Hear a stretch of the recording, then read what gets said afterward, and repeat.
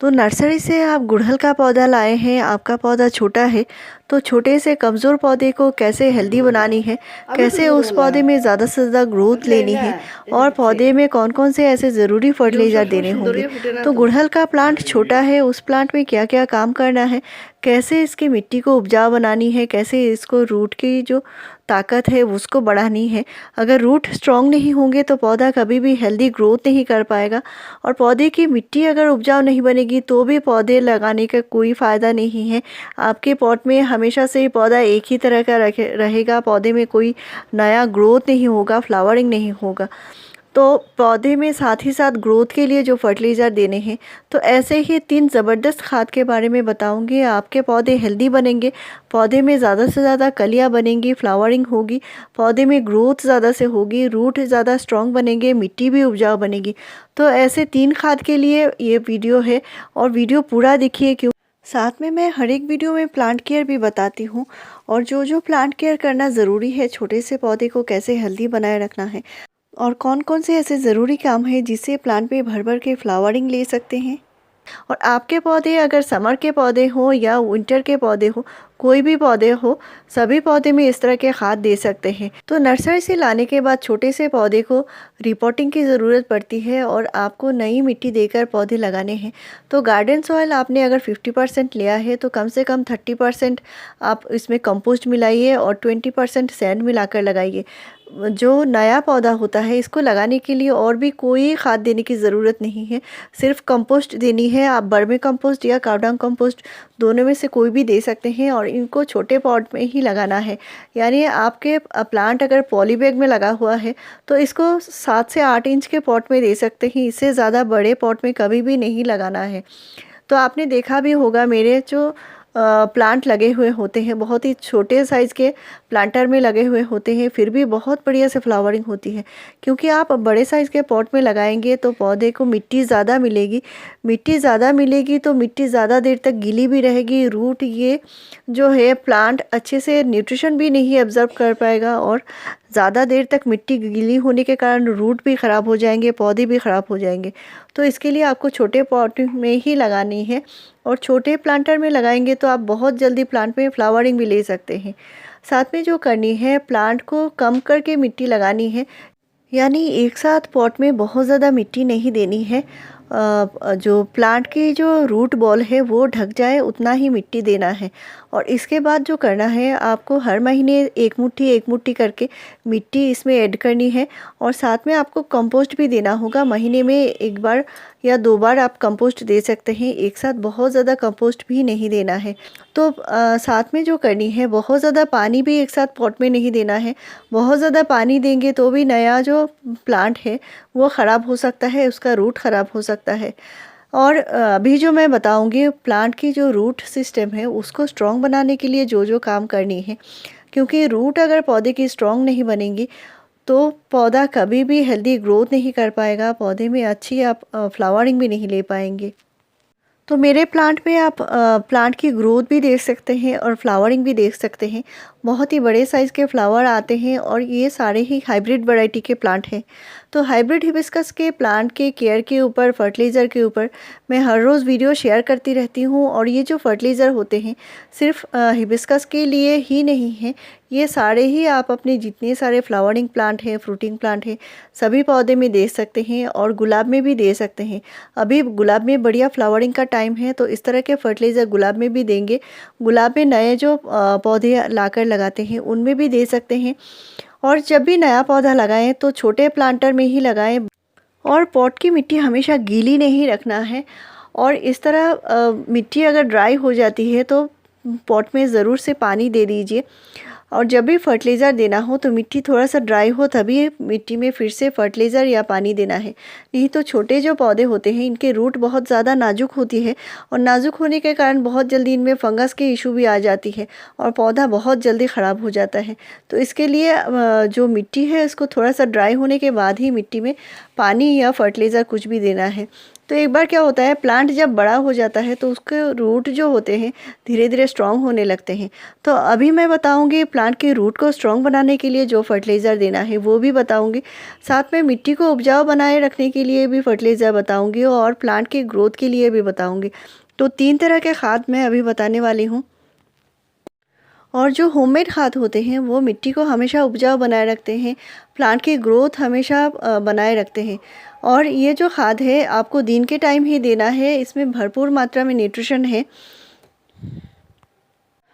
और इस तरह के खाद से आपके पौधे में जो पत्तियां आएंगी बहुत ही लश ग्रीन पत्तियां आएंगी, फ्लावर का साइज़ भी बड़ा होगा क्योंकि मिट्टी उपजाऊ बनेगा। मिट्टी में जितने सारे माइक्रोब्स हैं वो ज़्यादा से ज़्यादा बढ़ेंगे और प्लांट जो है वो रूट की द्वारा जो न्यूट्रिशन है वो अच्छे से एब्जॉर्ब भी कर पाएगा। क्योंकि मिट्टी अगर उपजाऊ नहीं बनती तो कभी भी आपका फर्टिलाइज़र देने का भी कोई फ़ायदा नहीं रहता, क्योंकि मिट्टी में माइक्रोब्स नहीं होते। जो सूक्ष्म जो जीवाणु होते हैं वो मिट्टी में होना बहुत ज़रूरी है और जो बर्मीज होते हैं वो ही प्लांट को न्यूट्रिशन लेने में मदद करते हैं। तो आपको जो काम करनी है, नया पौधा लगाने के बाद कम से कम 15 डेज़ बाद आप पौधे को धूप में दीजिए, यानी पूरे दिन के धूप में रख सकते हैं।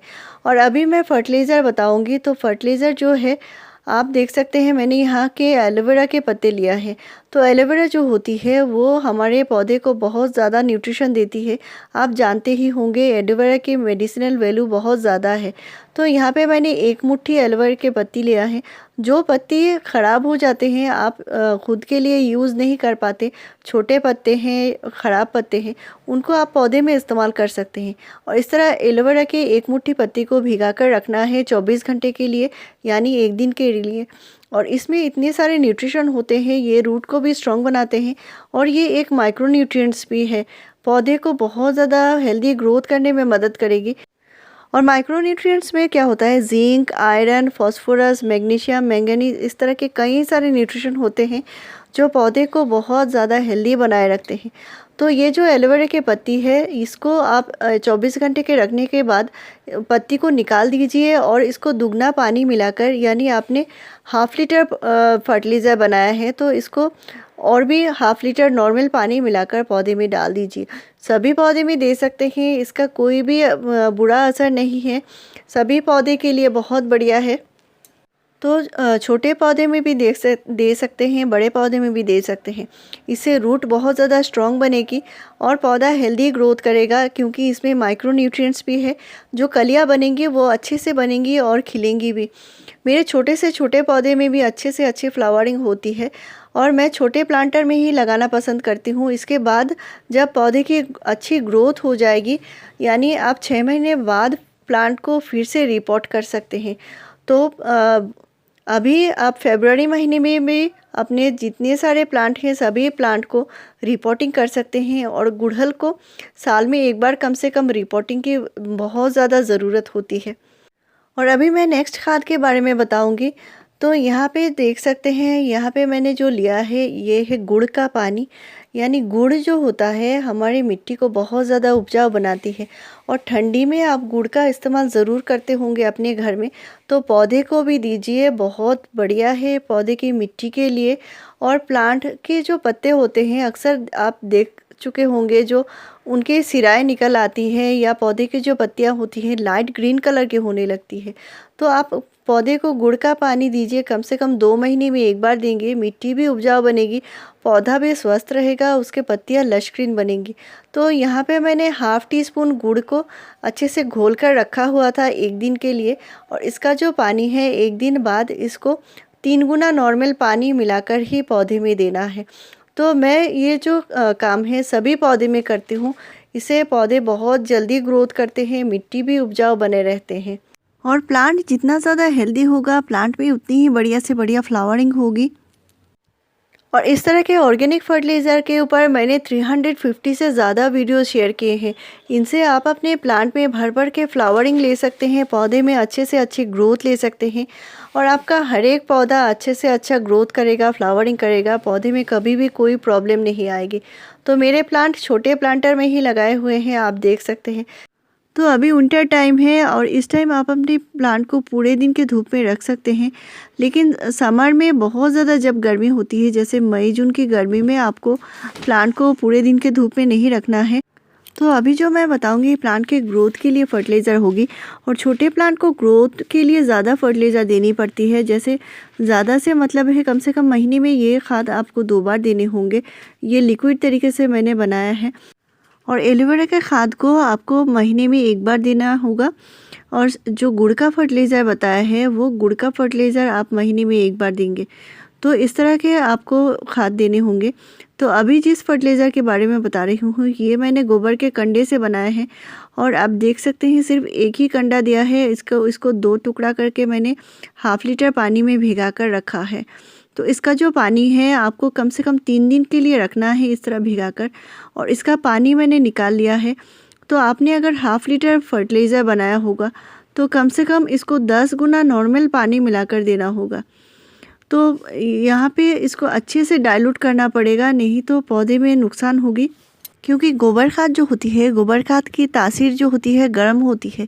ये गर्म नाइट्रोजन खाद होती है और इसको गर्मी के टाइम यूज़ करना है तो शाम के टाइम दीजिए पौधे में। और इस तरह पौधे हमेशा हेल्दी बने रहेंगे और आपके पौधे में भी भर भर के फ्लावरिंग होगी। मेरे चैनल में आपको ऐसे ही बढ़िया जानकारी मिलती रहेगी। मेरे चैनल को ज़रूर सब्सक्राइब कीजिए, लाइक शेयर और कमेंट कीजिए। वीडियो पूरा देखने के लिए थैंक यू।